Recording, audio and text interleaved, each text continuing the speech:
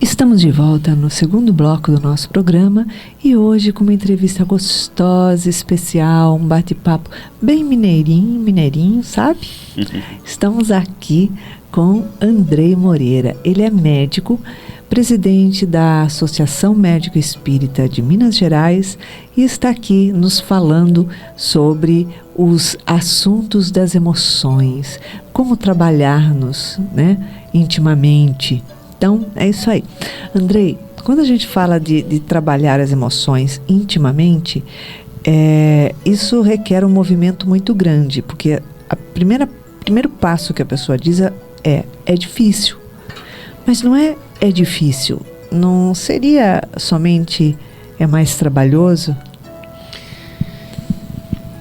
Não só mais trabalhoso, mas também a pessoa pode não ter o hábito ou não ter aprendido a lidar com as emoções e, sobretudo, classificar as emoções como algo negativo. As emoções são extremamente positivas.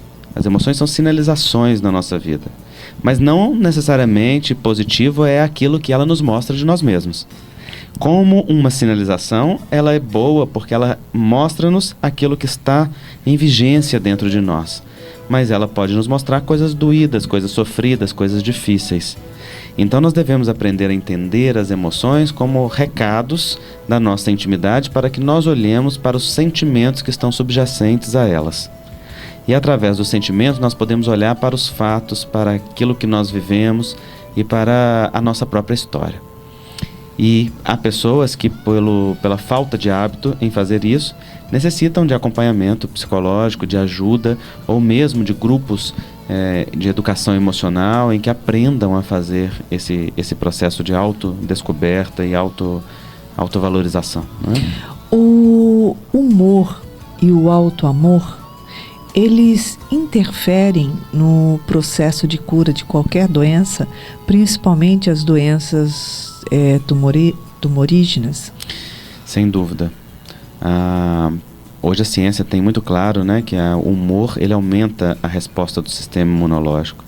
E o autoamor, ele representa medidas de qualidade de vida que elevam não só a recuperação às doenças, mas também evitam as recorrências e promovem a qualidade de vida do indivíduo para outros patamares. Então aquele que se ama, se respeita, não se autoagride, nem física, nem emocionalmente, é respeitoso com o seu ritmo de vida e com as necessidades que o seu corpo impõe, que as suas necessidades emocionais impõem, e aprende a se dar aquilo que precisa ao longo do tempo.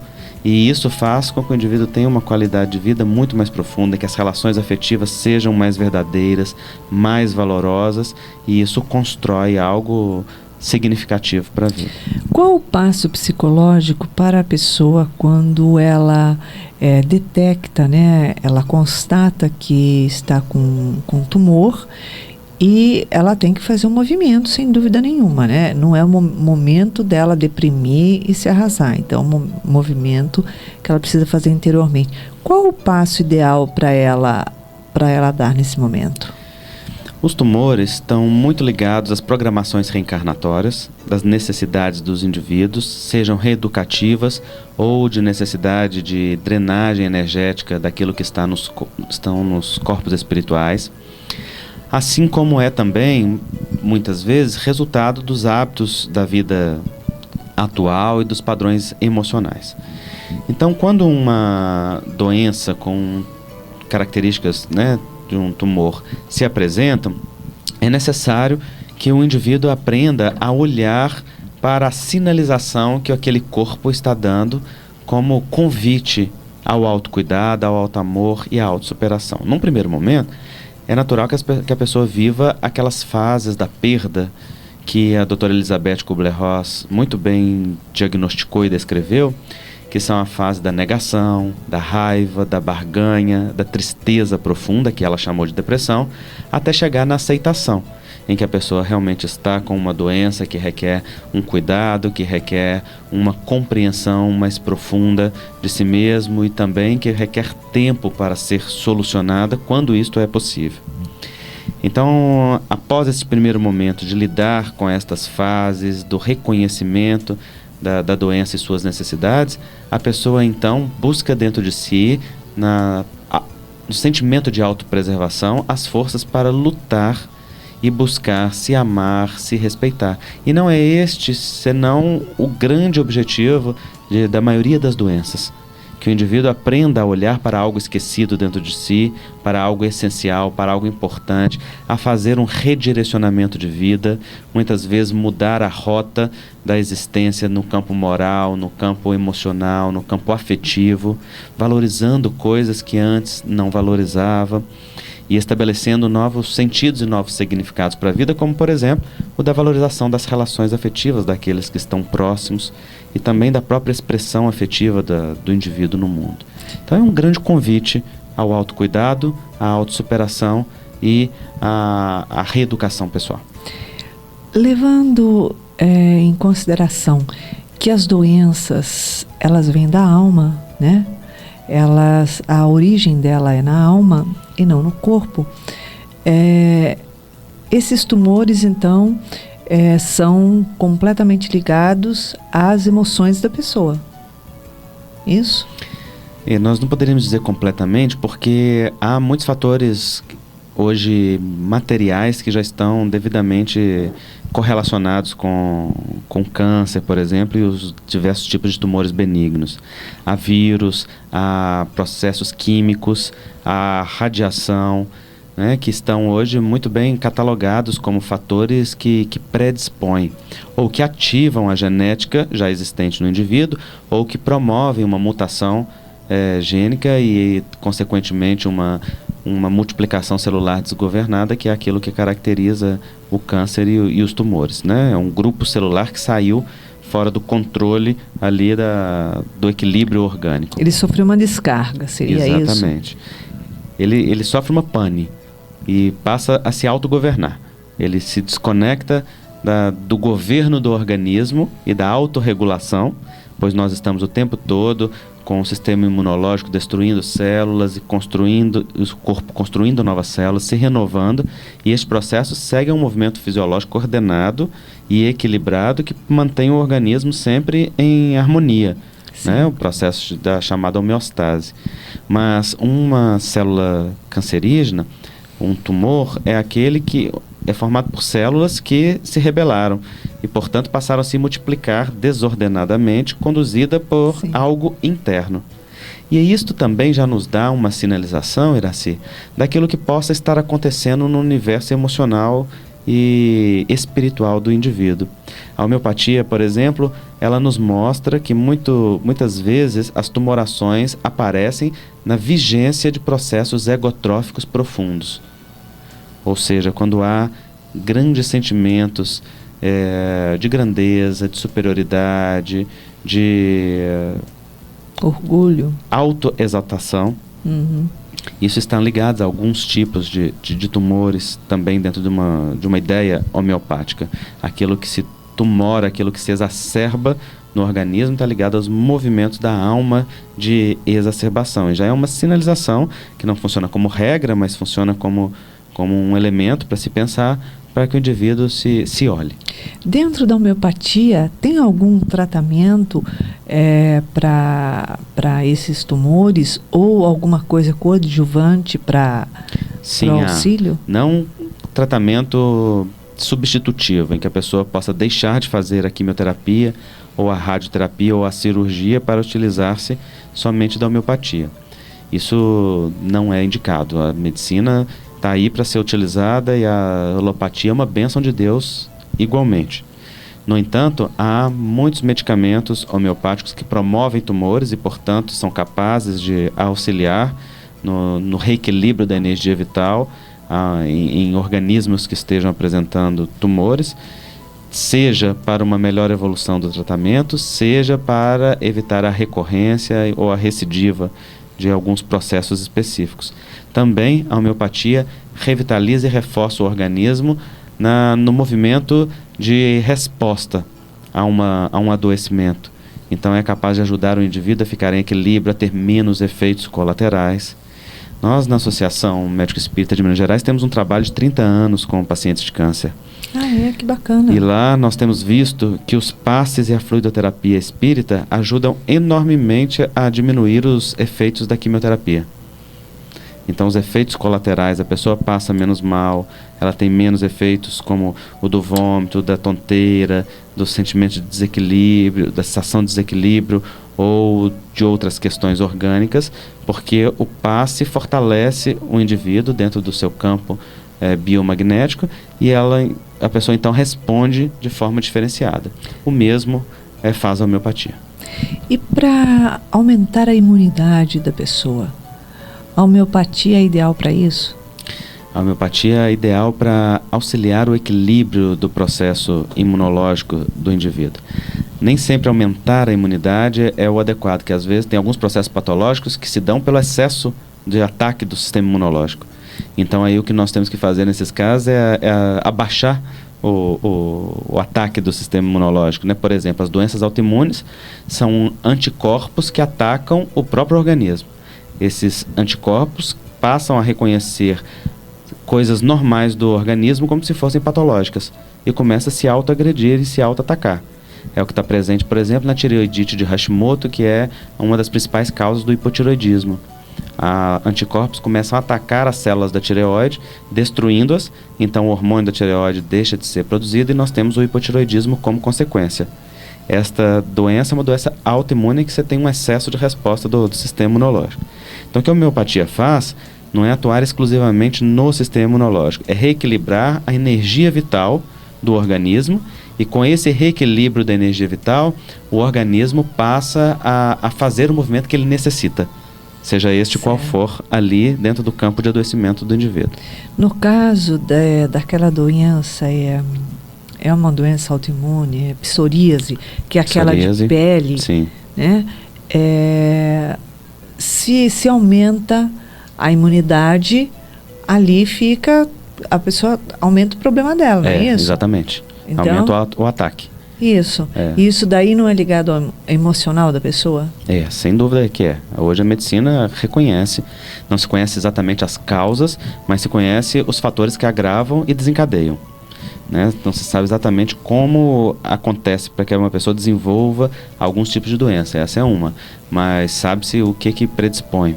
E os abalos emocionais, as variações do humor, os traumas, os momentos de vida que a pessoa passa por dificuldades são, sem sombra de dúvidas, elementos desencadeantes. Como o lúpus também. Como no lúpus eritematoso também. Exatamente. Nossa, a gente não se conhece, né, André? O que acontece é que o nosso corpo é muito sábio. Sim. E ele obedece a uma sabedoria que não é aquela que é a da nossa voz consciente. Ele obedece à sabedoria que é a necessidade do espírito e a comunicação que vem dos níveis mais profundos. E assim ele funciona como uma tela que mostra para nós, em sinais e sintomas, como se fossem os capítulos da nossa história e da nossa vida.